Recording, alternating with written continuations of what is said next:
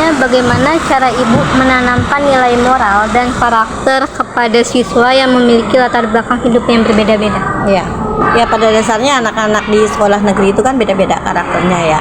Tergantung dengan latar belakang latar belakang keluarga mereka. Untuk anak-anak yang mengalami istilahnya kalau kita sekarang kan broken home gitu ya, dengan anak-anak yang memang keluarganya dari latar belakang yang harmonis, itu beda sekali.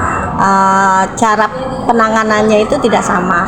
Seperti yang broken home gitu ya, itu kita lebih harus banyak mendengar dan lebih banyak merangkul mereka dibandingkan anak-anak yang keluarganya harmonis. Biasanya kalau anak-anak yang latar belakang keluarganya itu harmonis, nggak bermasalah, mereka lebih mandiri, lebih mudah dilepas gitu dibandingkan anak-anak yang dari latar belakang keluarga yang berantakan gitu.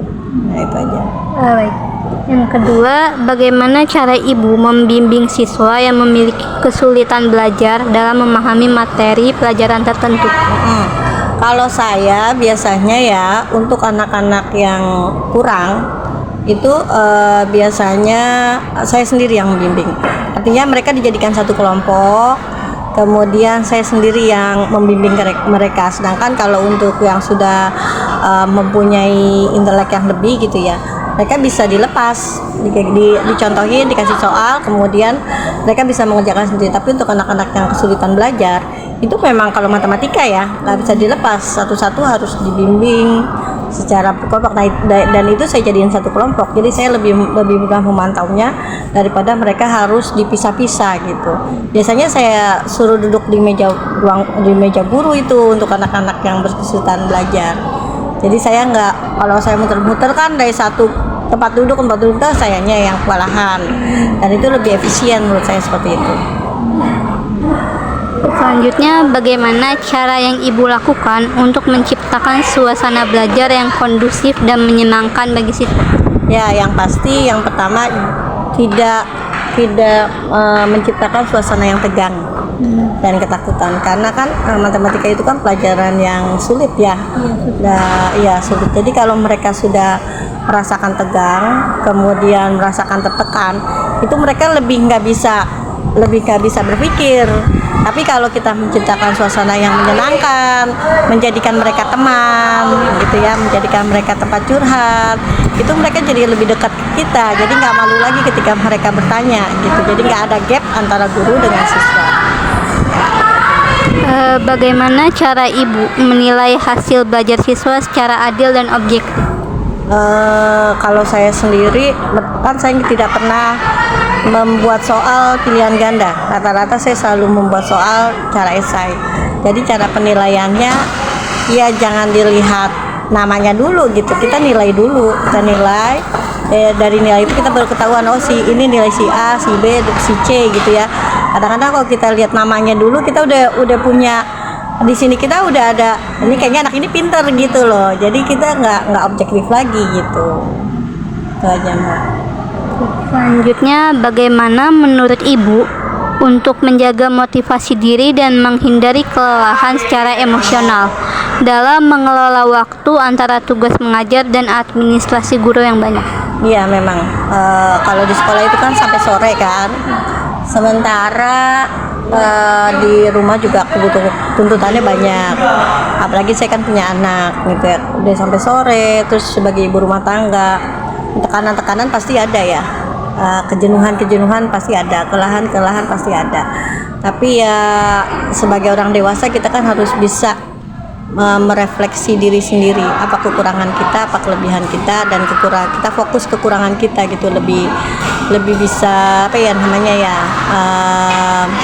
mengatasi kesulitan kita sendiri. Apa sih yang nih karakter kita kayak gini nih gitu. Kita harus bisa menilai diri kita sendiri sehingga kejenuhan dan kelelahan itu bisa teratasi dengan baik. Selanjutnya, menurut ibu apa tantangan besar untuk menjadi guru di masa sekarang? Nah itu tantangannya beda seperti zaman dulu ya. Kalau zaman dulu kan belum ada HP.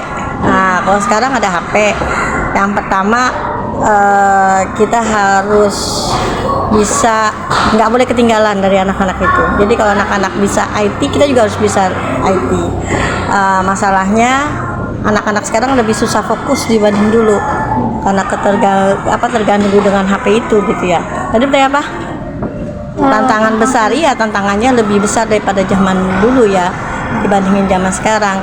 Ya, iya sekarang permasalahannya lebih banyak gitu ya dibandingin yang dulu gitu. Kalau kita bilang nggak boleh di sekolah A, ya di rumah beda. Walaupun di 102 sendiri HP tidak boleh dibawa. Nah, ini kebetulan lagi pesta jadi ada beberapa anak yang bawa. Nggak boleh dibawa, tapi tetap aja di rumah kita kan nggak tahu kalau dari pagi sampai sore mereka megang HP, kita ngomong apa kalau orang tuh situ.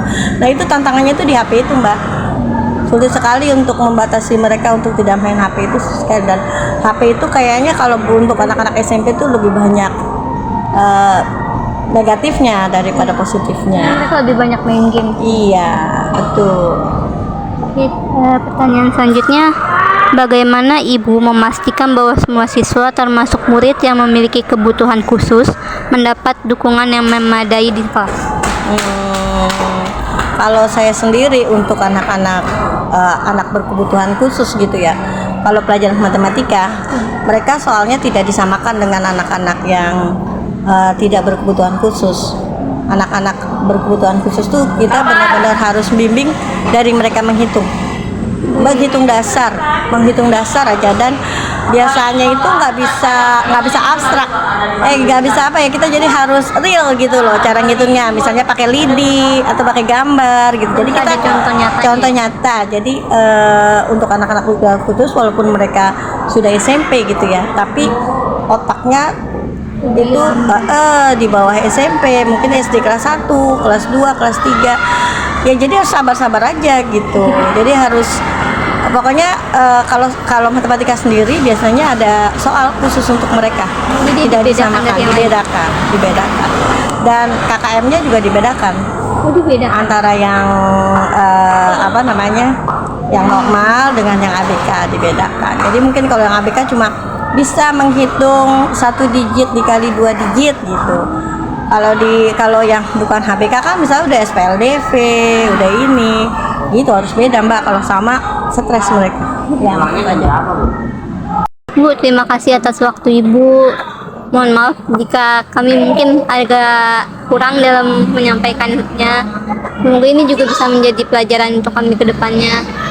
Dan ya, terima kasih ya Bu. Sama-sama. Semoga sukses ya Mbak ya. Amin ya. Lancar kuliahnya. Amin. Mas.